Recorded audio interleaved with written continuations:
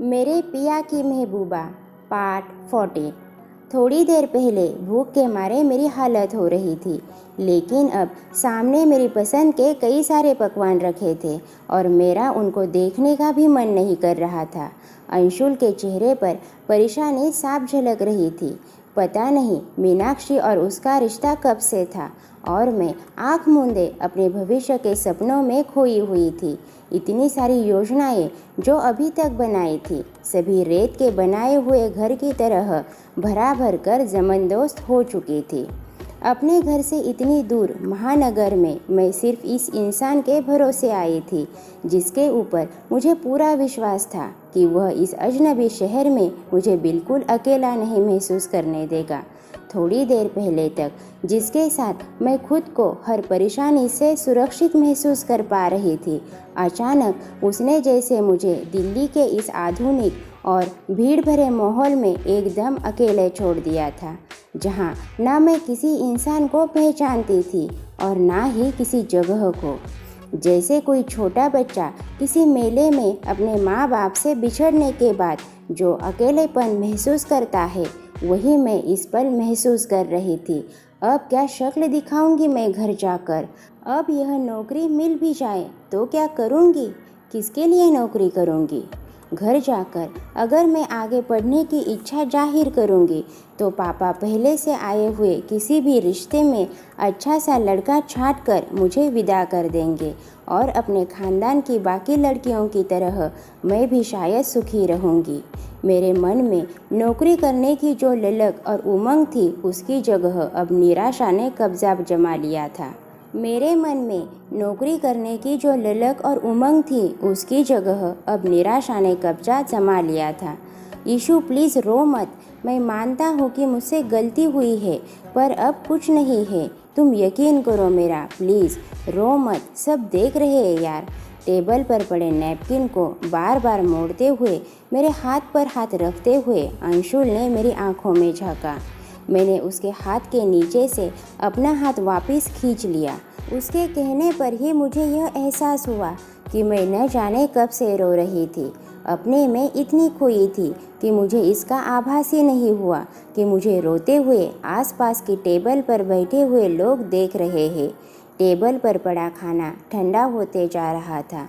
अंशुल ने टेबल पर रखे नैपकिन स्टैंड में से एक पेपर नैपकिन निकालकर मेरी तरफ बढ़ा दिया और बोला, प्लीज़ अपने आंसू पोंछ ईशु।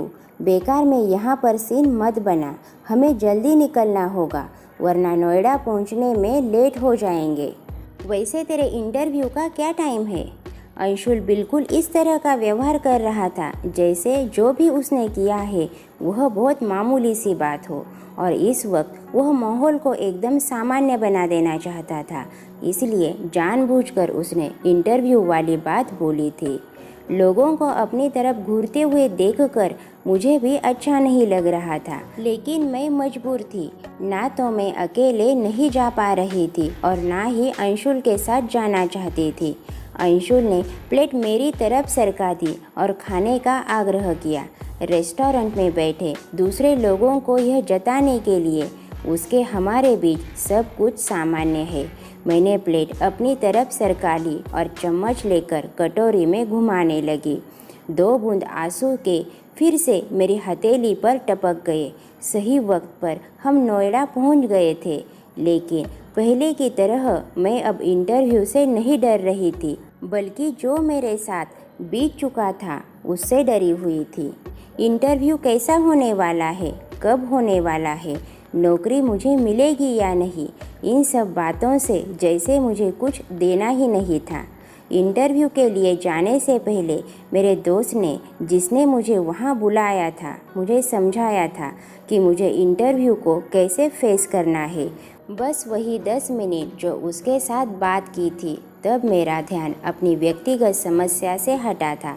कुछ देर मैंने सोचा और इंटरव्यू के लिए मानसिक रूप से अपने आप को तैयार किया।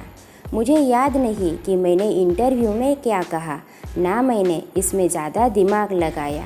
एक बात ज़रूरी रही कि कानपुर से निकलते वक्त आँखों में जो सपने सजे हुए थे, जो खुली आँखों से सारे रास्ते सपनों के महल बनाते आई थी, वह सभी सपने वापस लौटते वक्त मेरी आँखों के सामने एक एक करके धराशायी होते जा रहे थे और मैं बेबस होकर यह सब होते हुए देख रही थी।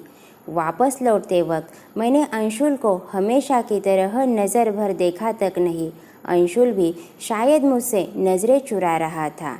वह दिन में कई बार मुझसे माफ़ी मांग चुका था, परंतु मैंने उसकी बात का कोई जवाब नहीं दिया था। उसके मैसेज पहले की तरह हर रोज़ मिलने लगे थे, लेकिन मैं गिने चुने मैसेज को नपे तुले शब्दों में जवाब देती थी। इसी बीच मुझे नौकरी के लिए कॉल आ गई। इस बात मैंने तय किया था, मैं अंशुल को अपने आगे की सूचना नहीं दूंगी। अब मेरा ध्यान एक ही ध्येय पर था, तो अपने आप को टूटने से बचाना था, खुद को अपने पैरों पर खड़ा करना था।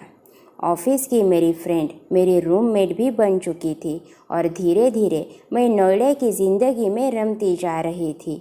अब मैंने अंशुल से शादी की सारी उम्मीदें तोड़ दी थी और अपना सारा ध्यान अपने काम पर लगा दिया था। मैं काम में बहुत अच्छा कर पा रही थी। पापा का तो पता नहीं, परंतु मम्मी मेरी इस प्रगति से बहुत खुश थी। इस तरह जॉब करते हुए मुझे 4-5 महीने हो गए थे। अंशुल ने अपनी नौकरी से 2 साल का विदाउट पे लीव लेकर MBA के लिए अप्लाई किया था। मेरी मेहनत का नतीजा यह निकला कि मुझे कंपनी ने पहले ही महीने में परमानेंट कर दिया था और इसके बाद मेरी तनख्वाह भी कुछ बढ़ गई थी क्रमशः। दोस्तों, आगे की कहानी आपको नेक्स्ट वीडियो में सुनने को मिलेगी। कहानी अच्छी लगे तो लाइक ज़रूर कीजिए और ऐसे ही कहानियाँ सुनने के लिए हमारे चैनल को सब्सक्राइब कीजिए। मिलते हैं अगली कहानी में। धन्यवाद।